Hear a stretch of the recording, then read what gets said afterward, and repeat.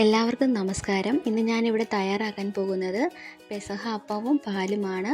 നല്ല സോഫ്റ്റായ അപ്പവും അതിൻ്റെ കൂടെ നല്ല മധുരമുള്ള പാലും എങ്ങനെയെന്ന് നോക്കിയാലോ.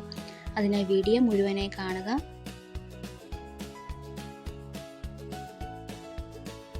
ആദ്യം തന്നെ മിക്സിയുടെ ജാറിലേക്ക്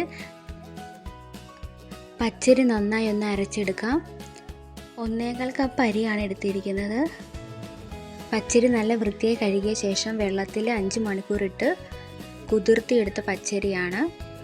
കുറച്ച് വെള്ളം കൂടി ഒഴിച്ച് നന്നായി ഒന്ന് അരച്ചെടുക്കാം.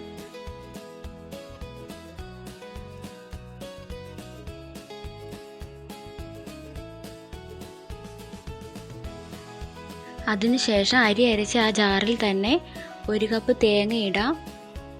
1 കപ്പ് തേങ്ങയും 3 കഷ്ണം വെളുത്തുള്ളിയും 5 കൊച്ചുള്ളിയും 1 സ്പൂൺ ജീരകം കൂടി ഇട്ട് കുറച്ച് വെള്ളം കൂടി ഒഴിച്ച് നന്നായി ഒന്ന് അരച്ചെടുക്കണ്ട, ഒന്ന് ചതച്ചെടുത്താൽ മതി.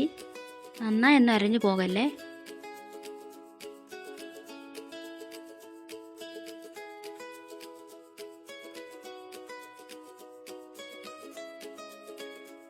തേങ്ങ അരച്ചതും കൂടെ ഇതിലേക്ക് ഇട്ട് കൊടുക്കാം.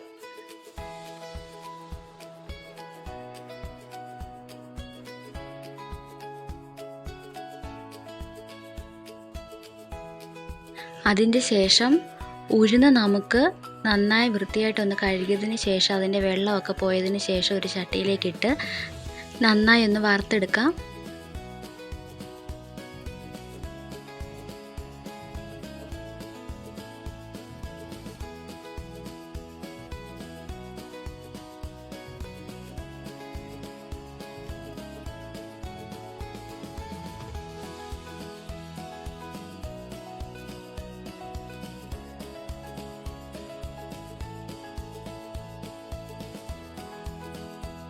നന്നായി വറുത്തതിന് ശേഷം നമുക്ക് മിക്സിയുടെ ജാറിലിട്ട് നന്നായി ഒന്ന് പൊടിച്ചെടുക്കാം.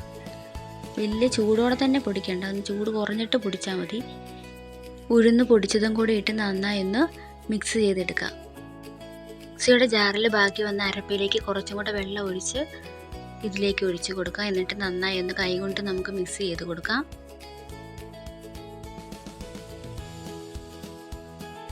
കട്ടയൊന്നും ഇല്ലാതെ നന്നായിട്ടൊന്ന് ഇളക്കിയെടുക്കാം.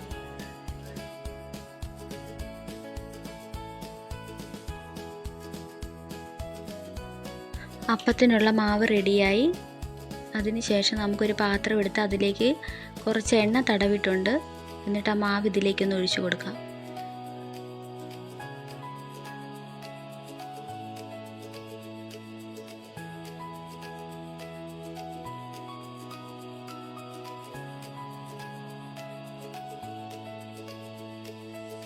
അതിനുശേഷം അപ്പത്തിൻ്റെ മുകളിൽ ഹോശന്ന ഞായറാഴ്ച കൊണ്ടുവന്ന കുരുത്തോല പെസഹ അപ്പത്തിൻ്റെ മുകളിൽ കുരിശിൻ്റെ ആകൃതിയിൽ നമ്മൾ വെക്കുന്നു.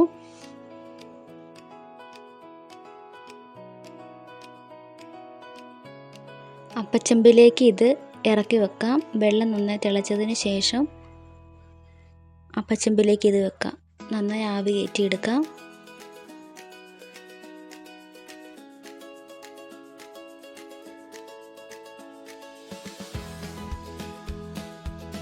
പെസഹാപ്പം ഇവിടെ തയ്യാറായി കഴിഞ്ഞു. ഇതിന് ശേഷം നമുക്ക് പെസഹാപ്പത്തിനുള്ള പാല് തയ്യാറാക്കാം. അതിനായി 100 ഗ്രാം ശർക്കര ഉരുക്കിയതാണിത്. ശർക്കര ഉരുക്കിയതിന് ശേഷം തേങ്ങാപ്പാൽ ഇതിനകത്തോട്ട് ഒഴിച്ചു കൊടുക്കണം.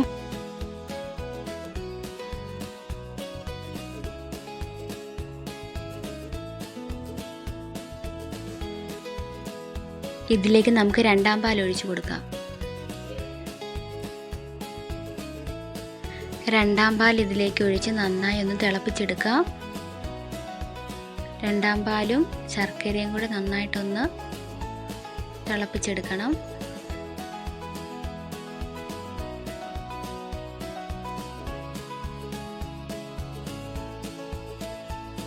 ശർക്കരയും പാലും നന്നായി ഒന്ന് തിളച്ച് വരുമ്പോഴേക്കും അതിലേക്ക് ഒഴിക്കുവാനുള്ള അരിപ്പൊടിക്കകത്തോട്ട് കുറച്ച് വെള്ളം കൂടി ഒഴിച്ച് നന്നായി ഒന്ന് മിക്സ് ചെയ്തെടുക്കാം. കട്ടയില്ലാതെ നന്നായി ഒന്ന് മിക്സ് ചെയ്തെടുക്കാം.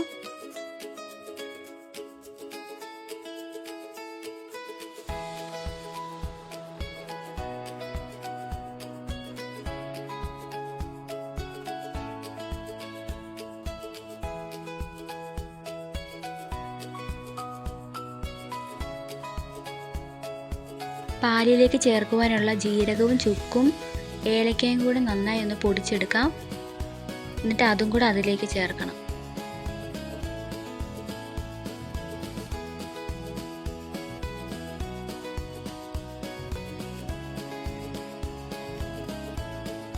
ഇതിലേക്ക് നമുക്ക് അരിപ്പൊടിയുടെ മിക്സ് ചേർത്ത് കൊടുക്കാം.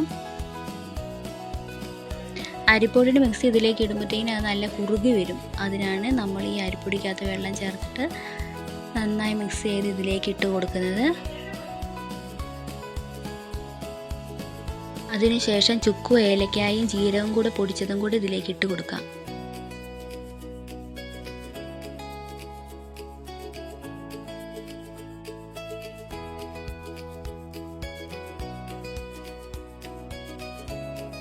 മധുരം ഒന്ന് ബാലൻസ് ആക്കാൻ വേണ്ടി ഒരു നുള്ളു ഉപ്പും കൂടി ഇട്ട് കൊടുക്കാം.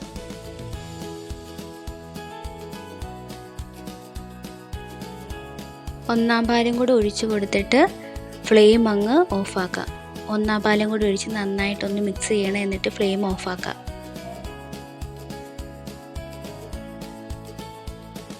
അങ്ങനെ പെസഹ അപ്പവും പാലും ഇവിടെ തയ്യാറായി കഴിഞ്ഞു. എല്ലാവർക്കും എൻ്റെ വീഡിയോ ഇഷ്ടമായെങ്കിൽ ലൈക്ക് അടിക്കണം. എൻ്റെ യൂട്യൂബ് ചാനലിലും കൂടി ഒന്ന് സബ്സ്ക്രൈബ് ചെയ്യണം.